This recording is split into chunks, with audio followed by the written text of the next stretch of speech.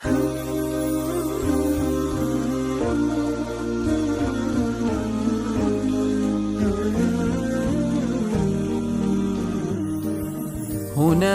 دوحة لنبي الهدى.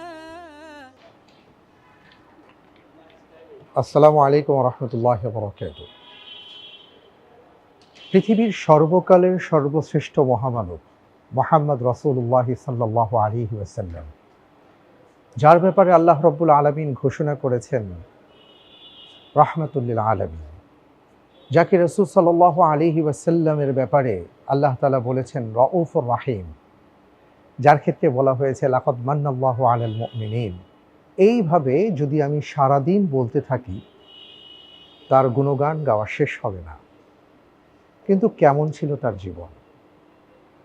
ওনার জীবনের ক্ষেত্রে, ওনার জীবিকার ক্ষেত্রে, ওনার সাংসারিক জীবনে উনি কি কি রাখতেন আমরা সবাই কম বেশি জানি। একজন মানুষ যে কিনা উম্মতের ভালোবাসায় তিনি নিজেকে উৎসর্গ করেছেন, যিনি শুধু দুনিয়াতে নয় কিয়ামতের ময়দানে পর্যন্ত প্রতিটি ক্ষেত্রে তিনি উম্মতি উম্মতি বলবেন, যিনি সর্বক্ষেত্রে আল্লাহ সুবহানাহু ওয়া তাআলার কাছে তার উম্মতের জন্য দোয়া করেছেন, মাগফিরাত কামনা করেছেন। কিন্তু তার যাপিত জীবনটা কেমন ছিল? আজকে আমরা তার উম্মত, আমরা তার উম্মত দাবি করে আমরা নিজেরা আজকে ঐশ্বর্য, বিত্ত, বৈভবের পিছনে ছুটছি। কিন্তু তার জীবন কেমন ছিল? ইতিহাসের পাতায়, সিরাতের পাতায় যা আসছে, আল্লাহ রাসূল সাল্লাল্লাহু আলাইহি ওয়াসাল্লামের ঘরে, উম্মাহাতুল মুমিনিনদের ঘরে যা ছিল, যদি সব মিলিয়ে আমরা বলি, একটি চৌকি, কয়েকটি পাত্র, একটি পানির মশক, এই ছিল তাদের সম্পদ। এবং এক একজন মা উম্মাহাতুল মুমিনিন তাদের জীবন কেমন ছিল তাদের ব্যাপারে, যেমন জিবরাইল আলাইহিস সালাতু ওয়াস সালাম হযরত হাফসা রাদিয়াল্লাহু তাআলা আনহার ব্যাপারে এসে বলেছেন, ইয়া রাসূলুল্লাহ, আপনি তাকে ফিরিয়ে নিন। কেন? কারণ তিনি অত্যন্ত আমলদার।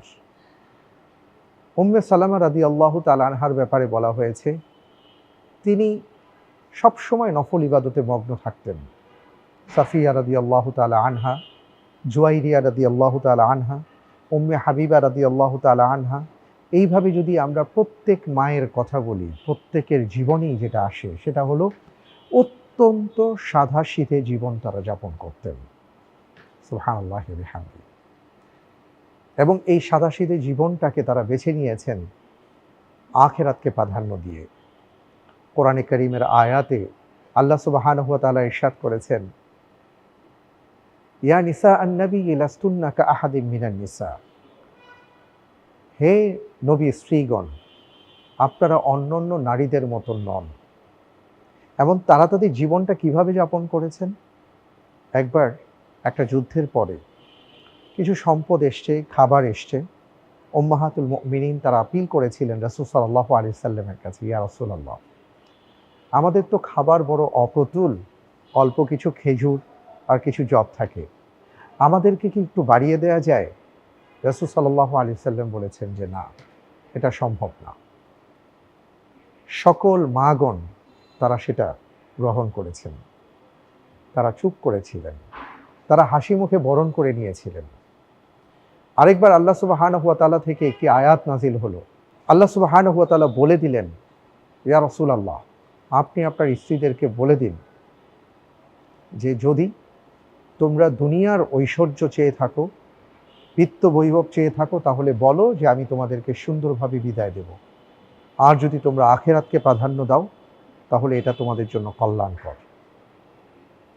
রাসূল সাল্লাল্লাহু আলাইহি ওয়াসাল্লাম প্রথমেই মা আয়েশা রাদিয়াল্লাহু তাআলা আনহার কাছে এলেন, বললেন, আয়েশা, আজকে আমি তোমাকে একটা কথা বলতে চাই। তুমি এক কথায় উত্তর দিও না, তুমি ভেবে চিন্তে তোমার মা বাবার সাথে পরামর্শ করে তারপরে তুমি কথার উত্তর দিও। মা আয়েশা রাদিয়াল্লাহু তাআলা আনহা জানতে চাইলেন, বলুন সেই কি কথা? রাসূল সাল্লাল্লাহু আলাইহি ওয়াসাল্লাম বলেছেন, আল্লাহ রাব্বুল আলামিন আয়াতে কারিমা নাজিল করেছেন, আপনি বলুন, ইন কুনতুন্না তুরিদনাল হায়াতাদ দুনিয়া ওয়া যিনাতাহা ফাতাআলাইনা উমাত্তিউকুন্না ওয়া উসাররিহুকুন্না সারাহান জামিলা।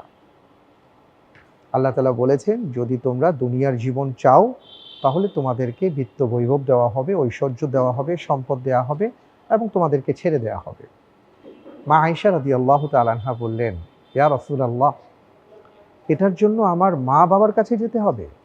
এটা তো আমিই ডিসিশন দিতে পারি। আর তা হলো, আমি আয়েশা অবশ্যই আমি আখিরাতকে প্রাধান্য দেব। রাসূল সাল্লাল্লাহু আলাইহি সাল্লাম বললেন, আয়েশা, আমি কেবল তোমাকেই নয়, এই প্রশ্ন আমি সবাইকেই করব। কি অসাধারণ ব্যাপার! প্রত্যেক স্ত্রীগণ, আমাদের মাগণ, তারা বলেছেন, ইয়া রাসূলুল্লাহ, দুনিয়ার তুলনায় আমরা আখিরাতকেই প্রাধান্য দিতে চাই। সুতরাং অবশ্যই আপনি যেভাবে বলবেন আমরা সেইভাবে চলব। এবং সে কারণেই তাদের জীবনটা ছিল অত্যন্ত সাদামাটা।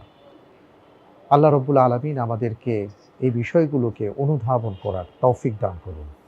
আল্লাহুম্মা আমিন।